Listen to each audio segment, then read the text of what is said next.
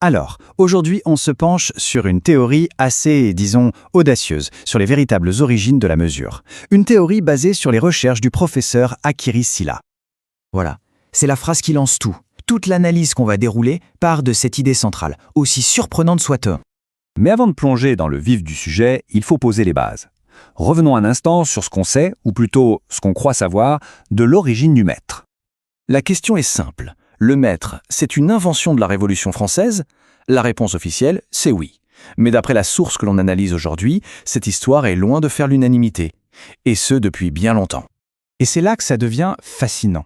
D'un côté, on a l'histoire officielle. Le mètre, une invention de la Révolution, standardisée en 1875. De l'autre, des chercheurs qui disent « Attendez une minute, regardez ces bâtiments anciens. On dirait bien qu'ils ont été construits avec le mètre comme unité de base. » On a donc une contradiction assez flagrante. Alors pour tenter de résoudre ce mystère, le professeur Silla nous emmène sur les traces d'érudits qui ont cherché des réponses. Et leur quête les a menés à un endroit bien précis, l'Égypte. Et on tombe sur cette citation d'Edmé Jomart, un savant de l'expédition de Napoléon. Pour lui, c'était une évidence. Si une mesure universelle a existé dans l'Antiquité, c'est en Égypte qu'on la trouvera. Pourquoi ? Parce que l'Égypte, c'était la référence en matière de précision et d'exactitude.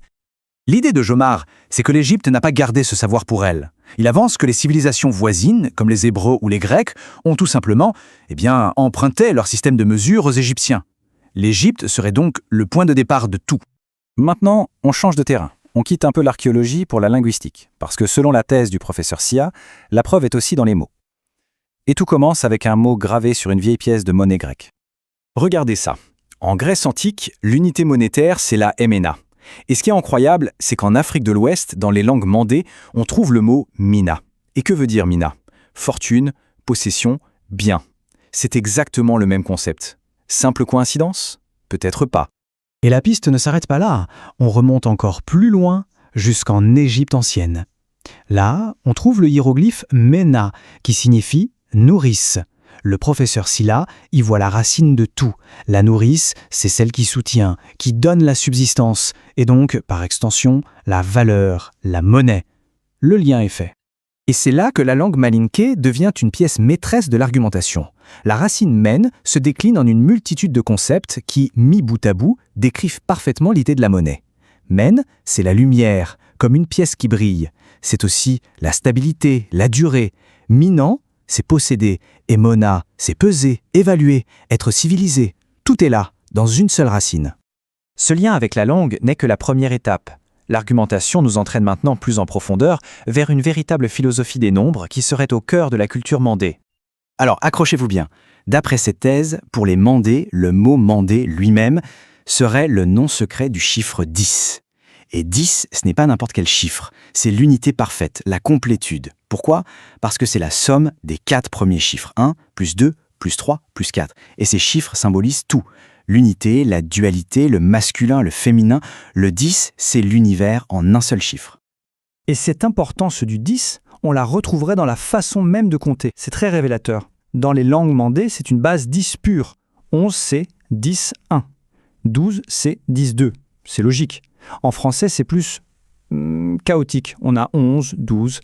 La base décimale n'apparaît vraiment qu'à 17. Pour le professeur Silla, ça montre que la base 10 est bien plus ancrée, plus fondamentale dans la pensée mandée. Et maintenant, on arrive au cœur du réacteur, au point de convergence de toutes ces pistes. La langue, les nombres, la mesure. C'est ici que l'argumentation prend toute sa dimension, avec un symbole pour le moins inattendu. Voici la clé de voûte de toute la théorie. En égyptien ancien, il existe un mot, M-E-T. Et ce mot a 2 sens. Le premier, c'est le phallus, le masculin. Le second, c'est ce qui est exact, correct, parfait. Le même mot pour désigner l'organe mâle et la mesure parfaite. Et pour comprendre comment on passe de l'un à l'autre, il faut accepter un principe de la pensée ancienne qui nous est présenté ici. 2 choses qui ont le même nom sont la même chose. C'est une logique symbolique. Si le phallus et la mesure exacte s'appellent tous les deux met, alors l'un peut représenter l'autre. Ils sont interchangeables. Et ce mot « met » ne serait pas resté confiné à l'Égypte. C'est ça qui est frappant. On en retrouverait des échos partout en Europe. En ancien français, « met » c'était une borne, une limite. En latin, « métior » c'est mesurer. Et bien sûr, en allemand, « messen », en anglais, « meter ». La filiation linguistique semble directe. Ce qui nous laisse avec une question assez vertigineuse. Si une chose aussi fondamentale que l'origine de nos unités de mesure est cachée dans le langage, dans des symboles qu'on a oubliés, quelles autres histoires, quelles autres connaissances sont là, sous nos yeux, dans les mots qu'on utilise tous les jours sans même y penser ?